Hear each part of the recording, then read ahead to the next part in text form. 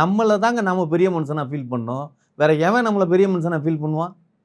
ஆமா. இல்ல அரிஸ்டாட்டில்னு சொன்னீங்களே அந்த தத்துவம் ஏதாவது? ஏங்க ஒண்ணு நம்மள்ட்ட பணம் இருக்கணும். இல்லாட்டினா பணம் இருக்கிறவன்ட்ட நாம இருக்கணும். உண்டு தானே? உண்டா இல்லையா? இப்ப அரசியல்ல நான் இல்ல. ஆனா தலைவர் அரசியல்ல இருக்காரு. தலைவர் அரசியல்ல இருக்கிறப்ப நான் அவர் கூட இருக்கிறப்ப அரசியல்ல நானும் இருக்கேன்னு தானே அர்த்தம். உண்டா இல்லைங்களாங்க? தலைவனுக்கு ஏதோ ஒண்ணு ஆயிருச்சு. இல்ல கமெண்ட்ஸ்ல இந்த இடத்துல அப்படிதான் போடுவாங்க. தலைவனுக்கு என்ன ஆயிருச்சு? ஏதோ வெறித்தனமா ஏதோ நீங்களே ஒரு கற்பனை உலகத்துல இருக்கீங்களோ? ஏங்க ஒரு விஷயம், தலைவன் நிக்கிற ஒவ்வொரு தொகுதியிலையும் சப்ஸ்டியூட்டுக்கு நாங்க ஆள் வச்சிருக்கோம். யாருக்காவது ஏதாவது ஒண்ணு நடந்தா கூட நாங்க ஆளை நிப்பாட்டிடுவோம். இல்ல நீங்க இப்ப என்ன தெரியுமா சொல்ல வந்தீங்க? ஆ.